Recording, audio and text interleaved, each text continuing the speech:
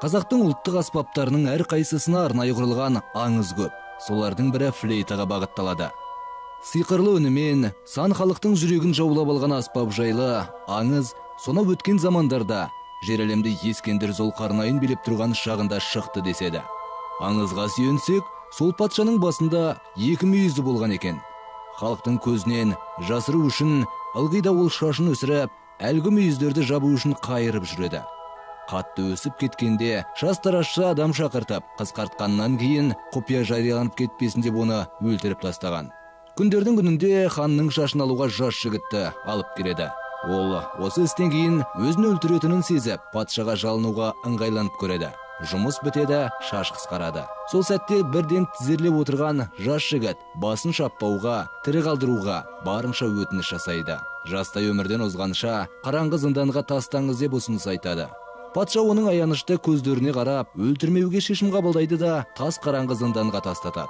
Жігіт ол жерде қанша күнін өткізгені белгісіз. Әйтеуір бір күні желдің лебімен ортасы ойықталдың дыбыс шығарып тұрғандығын байқайды. Амалдап сындырады да сыбызғы аспабын жасап шығады. Керемет үн кейін баланың зынданнан шығуына түрткі болады.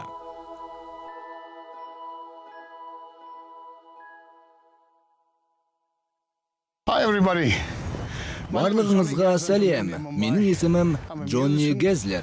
Мен Үндістанның Мумбай қаласынанмын. Негізгі кәсібім музыкант. Сондықтан Қазақстанның мәдениетімен, өнерімен сусындап, шабытымды шыңдауға арнайы келдім.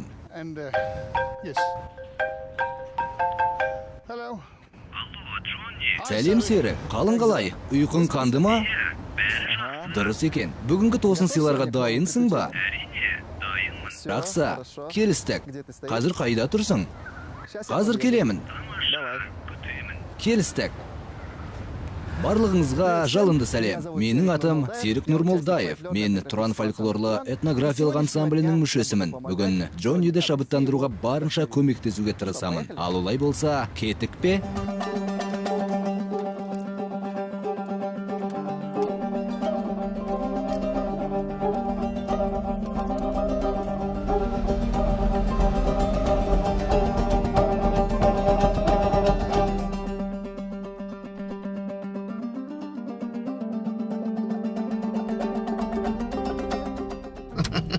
Қалайсың, тамаша.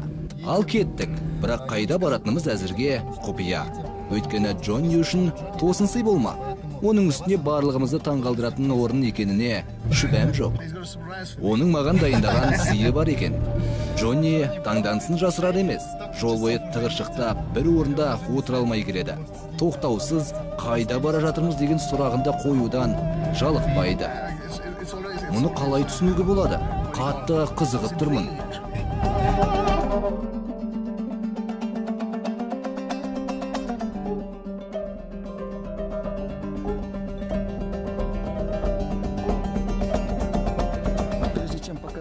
Менің әзірлеген сыйымның сұлулығына мән бермес бұрын алдымен аялдап, тамақтанып алайық. Жүр.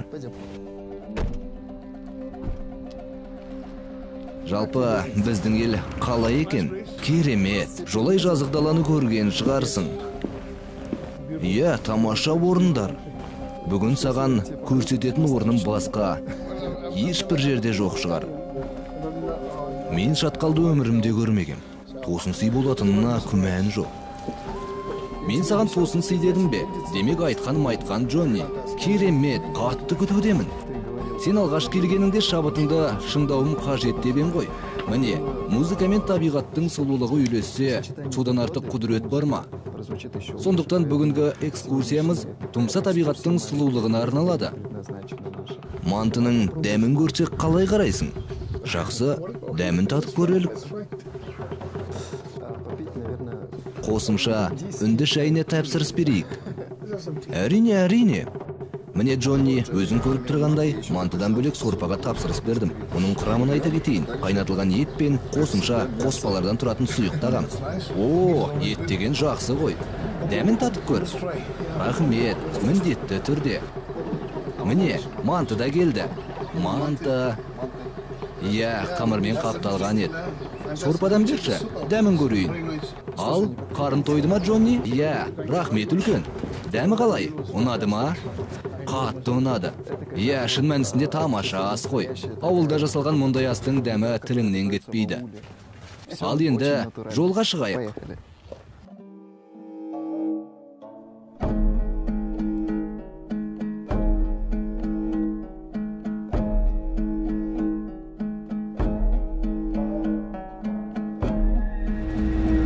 Тамаша, құдды бір жабайы батыс жерінде тұрғандаймын. Ковбойлық фильмдердің көрінісіне қатты ұқсайды мекен? Дәл таптың, жабайы батыс жері. Міне, айналаңа қарашы, Джонни. Ертегі әлемінде жүргендейміз. Жартастары биік екен. Иә, таңғаларлық. Мұнаны қара, сансыз үңгірлер. Жел тұрса соның аузына сығылған лептен тамаша дыбыс шығады. Үңгірлерде үн қатады дейсің бе? Иә, қазір құлақ салып көрелік. Жарайды, көрсек көрейік. Сен осы тұста тоқтағанды жөндеп тұрсың ба? Әрине, келістік. Кеме жанына тоқтайық. Айтпақшы, шынымен кемеге ұқсайды екен. Құдды бір кеме апатқа ұшырағандай ма? Иә, окей. Діттеген орынға келдік пе? Жеттік. Серік, мен осы тұста қолыма гитарамды алғым келіп тұр. Ой, шабытың ашылды ма айналаға қарап? Дәл таптың. Гитараны алып бір әуен орындағым келіп тұр. Қаласаң, бірге тартайық. Жарайды. Міне, осылай. Айтпақшы, мен де өзімен бірге аспабымды ала шыққанмын. Тамаша.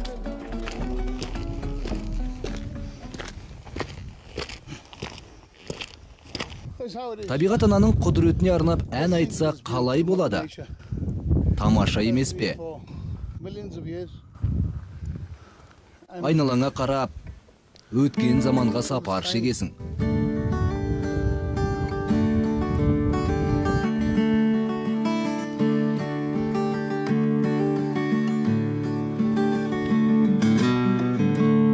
We've been through some things together. Tons of memories still to come. We found things to do in stormy weather. Long may you run. Long may you run. Long may you run. Although these changes have come, with the karma shining out in the sun. Long may you run. Long may you run. Long may you run. Although these changes have come, with the karma shining out in the sun. Long may you run.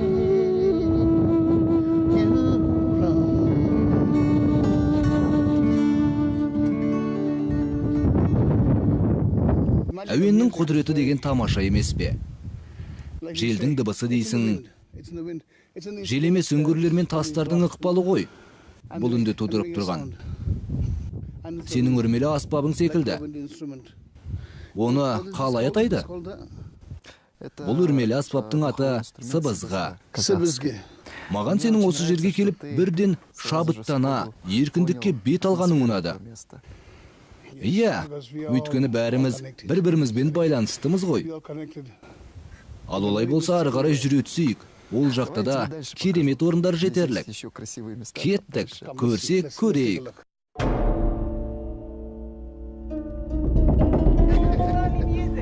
Қазақстан мен батыс музыкасының байланысы. Тамаша. Серік осы жердің музыканты. Оның қолындағысы флейта, қазақ флейтасы.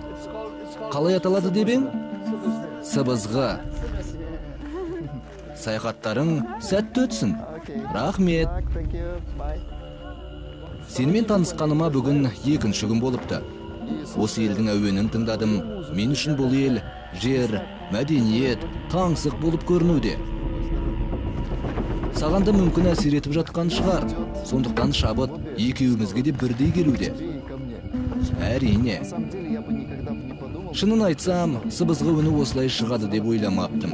Құдды бір өткен жылдардың жетегіне жетелей кетеді. Дәл таптың.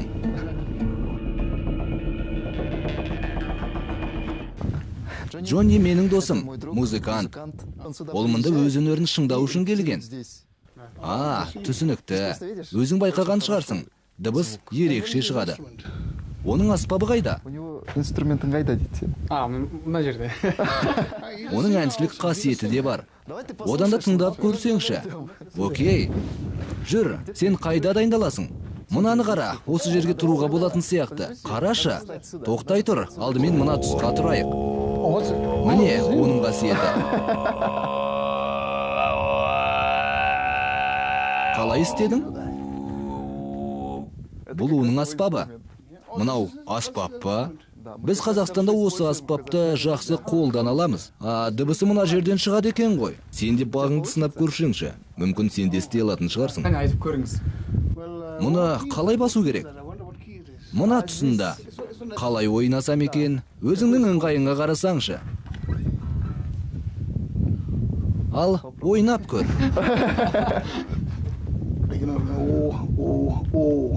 Бұл қалай болғаны? Түсінді жібер, қай жақта қалады? Осылай істеңізші. Okay, clear my throat. That's right. Джонни, бұлай емес. Алдымен мынадан баста. Жеңіл дыбыстардан ба? Иә. Okay.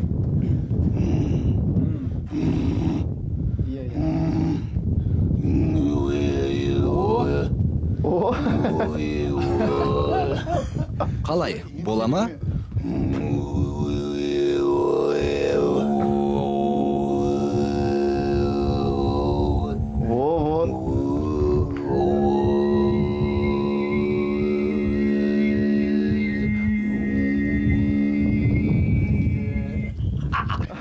Иә, солай.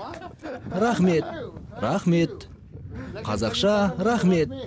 Иә, қазақ тілінде рахмет деп айтылады. Олай болса, бірге ойнап көрелік.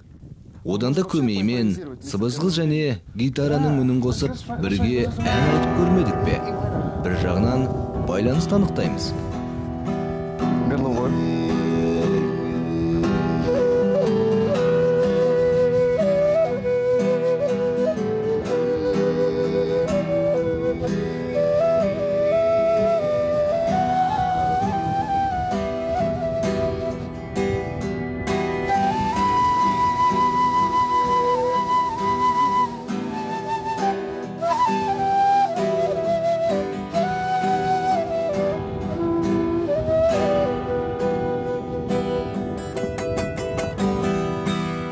Кәне Джонни, тағы бір рет. Көмеймен көр. Вот.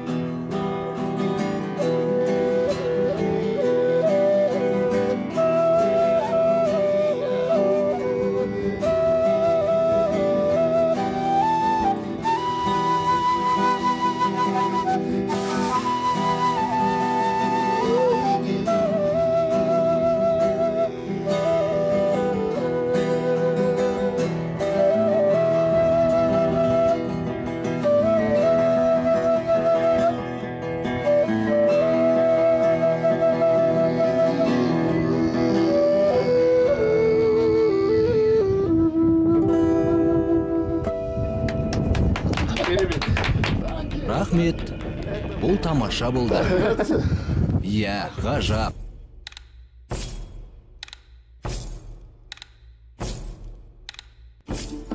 Шабыттанған жолаушылар көп аялдамай саяхатын жалғастыра түсті. Гитара мен сыбызғы үні үйлесіп, көмеймен айтылған ән шатқал үшін жаңғырта, сан тарапқа тарады.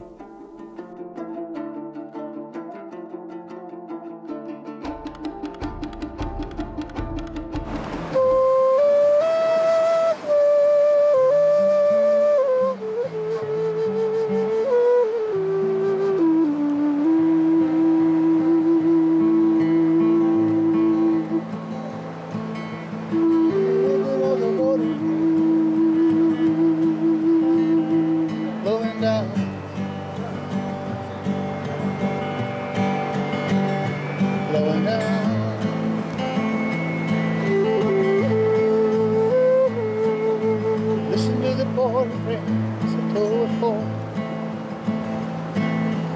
and with every drop of rain, here you come. From a lady right out loud, I can hear above the clouds, but the bombard, the chorus, we got together. Listen to the pouring rain, to the rain. Listen to the pouring rain, to the rain. Oh, to the rain.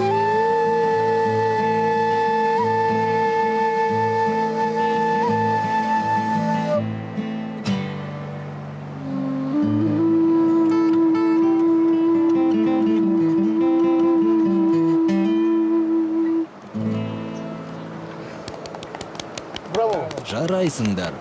Керемет жігіттер. Маған қатты ұнады. Шомыламыз ба? Сен шомылуға қалай қарайсың? Иә. Гитараңды маған берде суға түс. Су суық қой.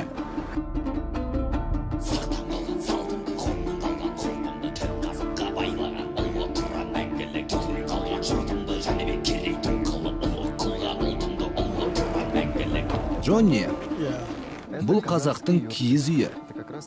Ертедегі көшпенді ұлтымыздың баспанасы. Ағаш пен матадан, жүннен құрастырылады. Ғаламтордан оқығаным болмаса, бүгін бірінші рет көріп тұрмын. Бұның ерекшелігі тез жиналып, тез құрылатындығында. Өйткені барлық жабдық жеңіл. Көшпенділерге қажетті дүние десек қателеспеспіз. Шынымен де, сондықтан өзің байқаған шығарсың. Көшпенді халықтар ғой. Иә, көшпенділер. Сол заманда киіз үй ішінде мынадай ағаш едендерде болды ма? Жоқ, бұл бүгінгі заманға сай арнайы биіктетіп жасаған жобасы ғой. Заман талабына сай жаңғыру. Иә, дұрыс айтасың. Джонни, шаршасаң демалып ал. Бұл үй бізге арналған. Есігі төмен екен. Міне, нағыз қазақтың қар үйі. Барлығы дәстүрге сай жарақталған. Киіз үйдің ішінде мәдениеттің бәрін көруге болады. Сандықты да, бесікті де. Мынаны қалай атайды дедің? Бұл сандық. Сандық. Бұған ең құнды заттар сақталған. Кәдімгі сейф десеңші. Қазақтың темір сандығы. Ал мынау бесік деп аталады. Кішкентай сәбиге ғой. Сәбиді тербетеді. Тағы айналаңа қарасаң, әлеулі тұрған шапанды да көруге болады. Досыңның үстіндегідей ғой. Сен оны бұрын көріпсің ғой. Камзолда осы жерге ілініпті. Мынаны қара, қасқыр терісі. Қолыңмен ұстап көрсең болады. Нағыз қасқырдың терісі ме? Қасқыр. Қазақ даласын мекендейтін қасқырдың терісі. Қасқырлар осы төңіректе де бар. Осы төңіректе? Шын айтып тұрсың ба?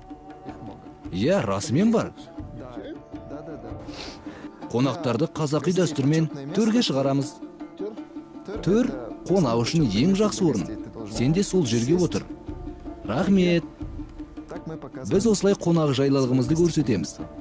Қазір жылқы сүті келеді алдыңа. Тіпті сондай да бар ма? Қымыз. Жылқы сүті ма бұл? Саған ұнайды деп сенемін. Дәмін татып көрейін. Малдас құрып отырған қиын екен.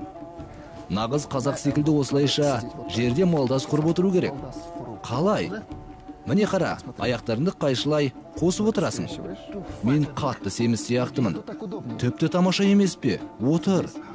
Қалай отырамын? Сәл үйреніп қалғандаймын. Бірақ уақыт керек сияқты. Ыңғайлы ма? Әлі де үйрену керек. Отырысы секілді. Тағы басыла түс. Йогадағыдай ма?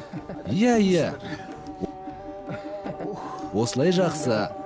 Мен сіздерге аспабыммен бір әуенді тартайын. Сіздер қосыла отырыңыздар.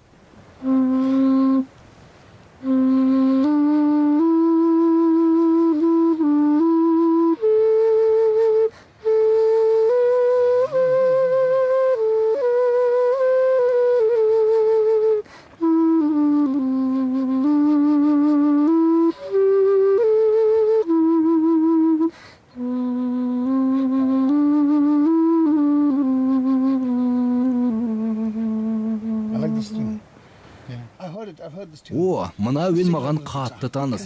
Гитарамен де қосылып көрелік.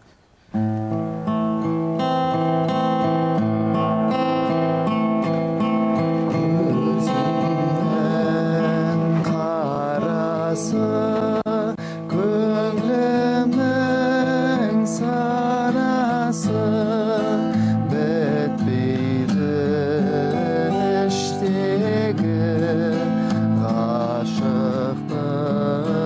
жарасы бітпейді іштегі ғашықтың жарасы.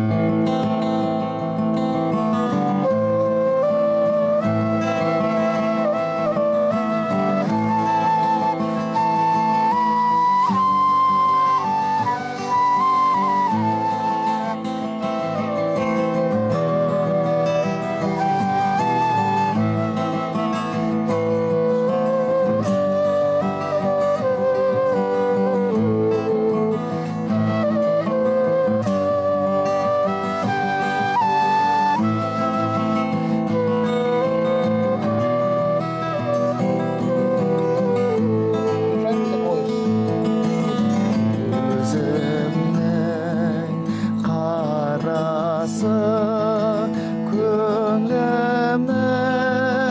санасы бітпейді іштегі ғашықтың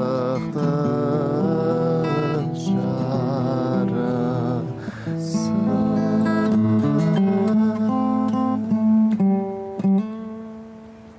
Керемет!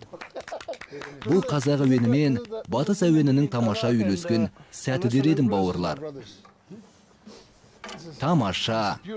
Міне, қымыз да келді, Джонни. Халқымыз келді. Бұл шынымен жылқы сүті ма?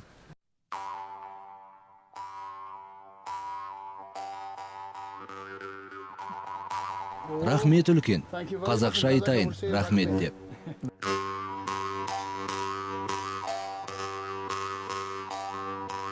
Wow. Тартынба, сіміріп ал. Бұл жас айтатын емдік сусын. Мен өзімді 25 жастағы жігіттей сезініп тұрмын.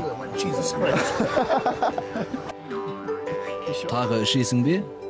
Құй, қайталайын. Тіпті мен жасарып кететін болдым ғой.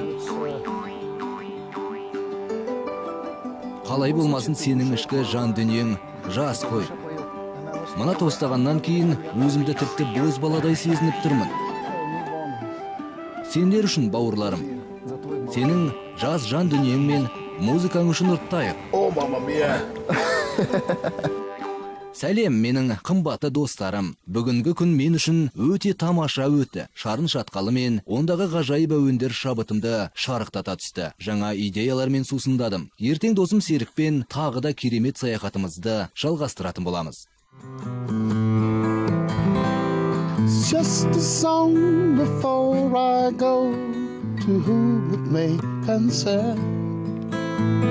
Traveling twice the speed of sound, it's easy to get burned.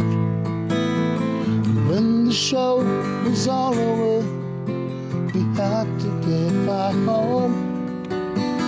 When she opened up the door, I had to be alone. She helps me with my suitcase. She stands before my eyes, driving me to the airport and to the friendly skies.